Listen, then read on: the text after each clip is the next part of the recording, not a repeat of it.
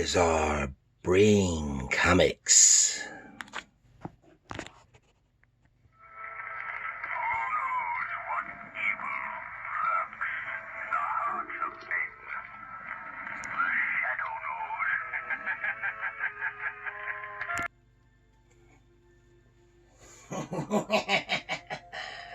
The shadow knows.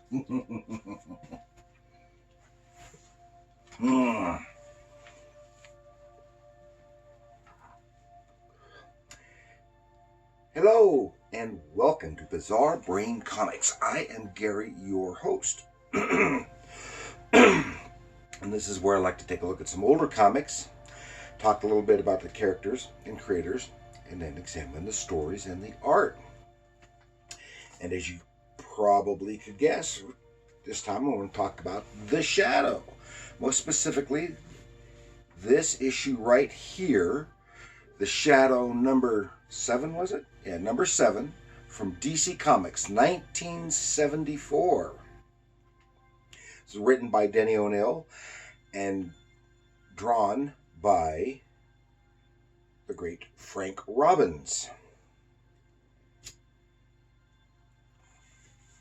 So let's see what we've got in the big book of knowledge concerning The Shadow.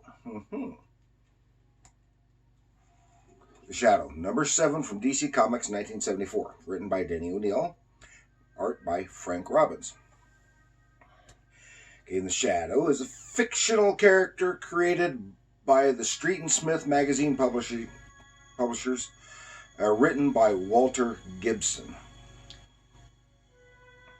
And he was originally created as a radio show host, introducing mystery shows based on Street and Smith detective stories.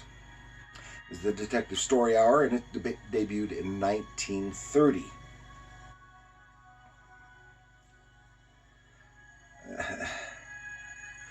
Gibson took the character to the magazine in 1931, making him a mysterious, wealthy vigilante.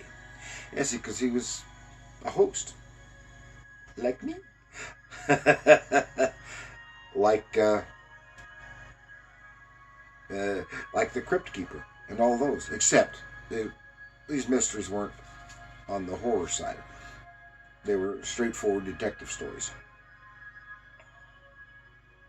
The radio show version in 1937 gave him the hypnotic power to cloud men's minds, making himself invisible to people. And it's not the only change. He was transposed to other media such as movies, comic books, comic strips, TV, and video games. In print, he was Kent Allard and Lamont Cranston on the radio, where he was assisted by Margot Lane. And in print, she did not exist, but he was assisted by a variety of agents who provided information and help to bring down the villains. Comics and movies often blended the two versions together. And Batman was in large part modeled after The Shadow.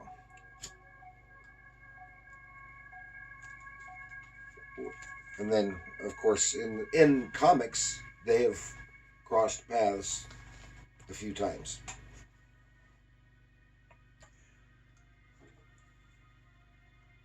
So,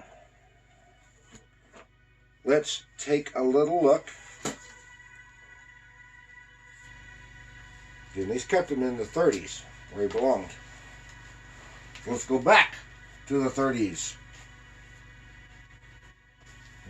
And a little danger and adventure with The Shadow.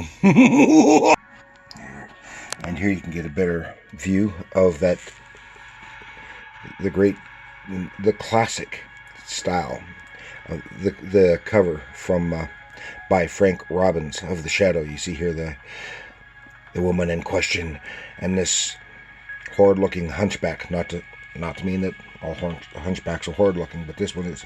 It's reminiscent of the Hunchback of Notre Dame. And then they're overshadowing the whole image is, of course, a ghostly image of the Shadow. Okay, in comics, okay, the newspaper comic strip of the Shadow started in 1940 from the Ledger Syndicate, written by Walter Gibson, from the plots from the pulps, illustrated by Vernon Green. And in comic books, it was published by Street and Smith from 1941 to 49 for 101 issues. And then there were 8 issues from Archie, 64 and 65, and that Shadow was considerably different. He was your standard superhero type, skin-tight clothing and stuff. And then DC got the rights, and they published 12 issues from 73 to 75. And this one falls right in the middle of that, which is followed by other series and miniseries at DC, and later picked up by Dark Horse, and later Dynamite.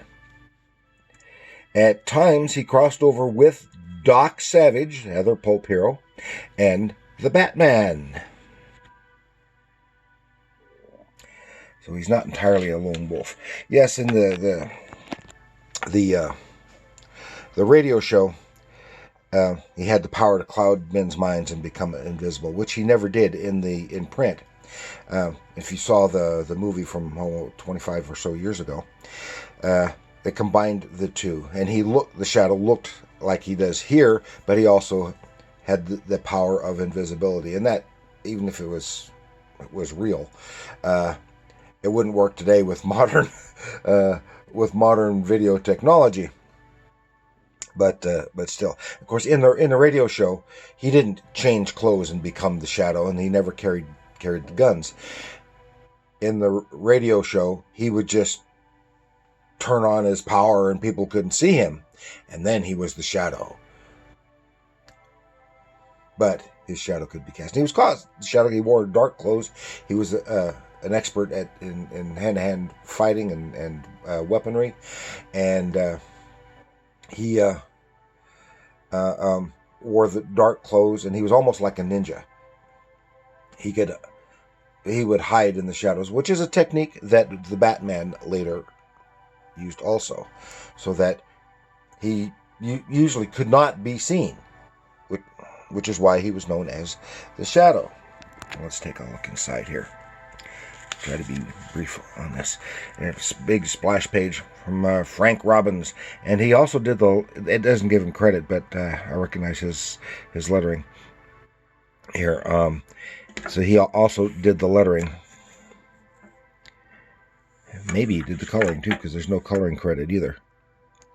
And this splash is just a representation of the events, not a part of it. Starts off on Broadway at the theater, stuff going on. Here's the stuff on stage. Here's the beautiful actress.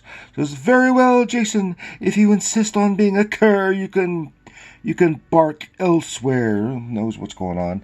And here's Lamont Cranston and Margot Lane in the audience. And then something suddenly happens, and this unfortunate grotesquerie, hunchback, reminiscent of the Hunchback of Notre Dame, comes swinging down onto the stage and snatches the actress. Her name is Morag Maine. We'll talk about that later. Morag Maine grabs her, and off he go. Soon followed by Lamont and Margot Lane. And here is rushes through the back entrance as Lamont, and then when he comes out, he's the Shadow. This is kind of reminiscent of the Superman quick change. And he intervenes and some great visual storytelling. And so, now, one might say, "Oh, this is about the style is it's dopey," and not as realistic, not like one might like. And but we'll talk about Frank Robbins in a bit. I've covered him before. Here we see the scene. A car coming by, coming down the alleyway, and firing a gun. The guy drops the lady, and then someone snatches her. No, stay away from me, Louis. You too, Mick. No chance, Morag. Sweetie, we're taking you, well, you know where. Then the shadow reappears, and he discourages them heartily, letting bullets fly. And Morag's in the car. He's trying to force her to drive off, but the shadow reaches in, breaks the man's wrist, and saves Morag. See, a very lovely face on this lady here. Very classic and classy looking, and just the way one might expect to look for the 30s. And in a way, Frank Robbins' art is kind of perfect for that, because his style was earlier on was modeled, and you can still see it here quite a bit, was modeled off of the work of Milton Caniff, who did Steve Canyon and the Terry and the Pirates strip before that. And then Frank Robbins created his own strip of Johnny Hazard, which I've covered here before, in the 50s, and his artwork looked an awful lot like Milton Caniff's, and his character Johnny Hazard was basically an early ripoff of Steve Canyon, but they both evolved in different directions. And now the funny thing is, through most of the 60s and 70s, Frank Robbins was doing comic book work, doing some Batman, The Shadow, various other things for DC, and worked on the Invaders and some other stuff for Marvel. All this while, he was still doing his Johnny Hazard comic strip. Now that's a lot of work. He was quite capable. And here the Morag is saved. Cops arrive. The Shadow is gone, and Lamont is back to being Lamont. They leave. Here he is getting some of his agents together in their sanctum, and so getting information. Okay, now we see that the Hunchback. He's this guy, just known as Pyle. His name is Pyle. Yeah, notice Scott Pyle. Because he's big and kind of lumpy, Pyle. And that's his name. And he had worked for this gangster, Joey Lice, who had up until recently been Morag's boyfriend. Now they've had a falling out. And then it was Joey's men who tried to snatch her.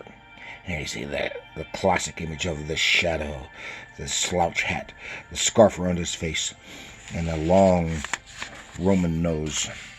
And it sends everyone off on different assignments. Well, he goes off with one of them, going to go see Joey Lice. And with his buddy, they get in. Of course, you don't see the Shadow because he's the Shadow. He's already up there, and he's just, and this fella is just distracting the gangster guards. And here's Joey Lice, and there's the Shadow. Tries to take out the Shadow, but no good. Shadow's got the upper hand. He gets in. Once info said, Pyle, he doesn't work for me anymore. Yada yada yada. What's going on? Then he goes and talks to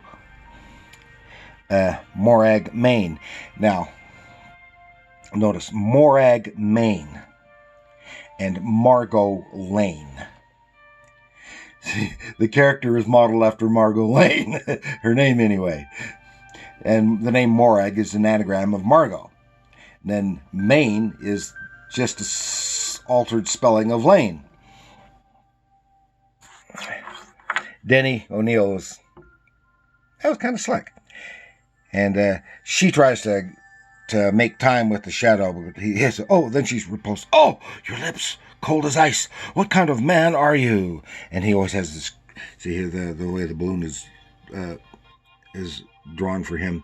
He always has this creepy voice. Then Piles comes smashing through the window. And basically takes out the shadow. Ooh, nice action sequence. Pretty dynamic. And gets away with Morag. Well, the cops who were stationed there. What's going on? Oh, they try to put the cuffs on him. But, again, a classic image of the shadow coming in. It turns out that Joey Elice's goons come back and tell him what's happened. So now they're going off. We're gonna go get him because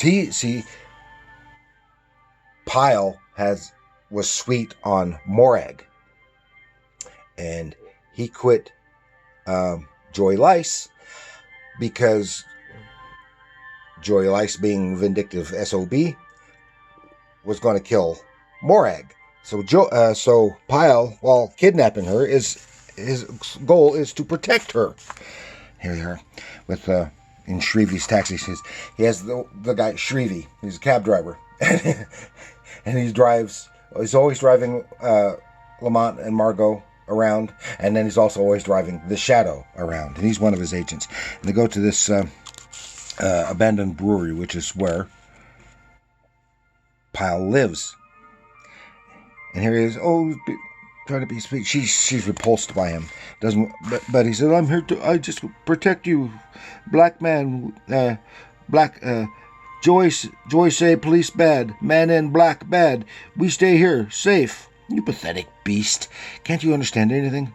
Footsteps." Extreme caricaturization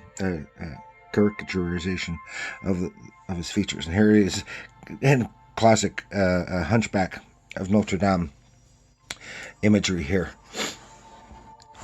And wants to save her, but he gives her a gun. I have to go, and gives her a gun to protect herself. This is Chekhov's gun, not Chekhov. Chekhov's gun. And here he goes to meet the gangsters, and they just mow him down with their Tommy guns. Boom. But he's not dead yet.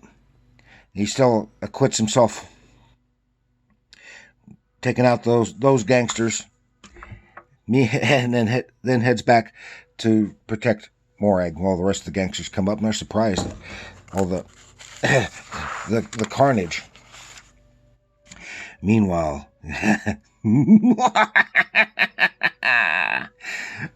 the Shadow. Shoot him, Eddie. They're just shooting all over the place. Of course, they can't hit the Shadow. Down he comes.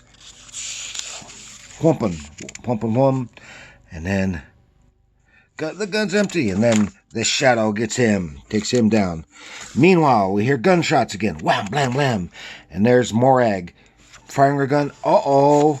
She shot Pyle. Oh, now she's sorry. Oh, I thought you were Lice. I'm sorry, Pyle. It's all right. I'm glad you're safe. And then he dies.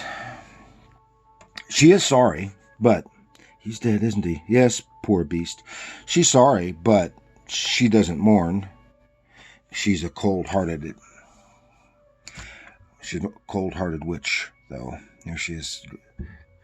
And she says, no tears for Pyle. He wouldn't want them. And besides, I don't cry unless crying is in the script.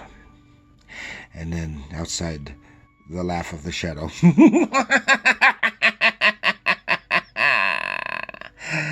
The weed of crime bears bitter fruit. The Shadow knows. And that's the Shadow. Maybe this is your first introduction to the Shadow. Maybe you've only seen the that old movie, but there were other varying quality movies made back in the 40s. The radio show is probably the best, aside from the books. Several artists, actors portrayed the Shadow during the run, starting with on the regular show with Orson Welles. Yes, the classic Orson Welles, War of the Worlds. Filmmaker, actor, Unicron. See who catches that one. Okay, thank you for joining me. Please like, share, subscribe, leave a comment. Remember, comics are art.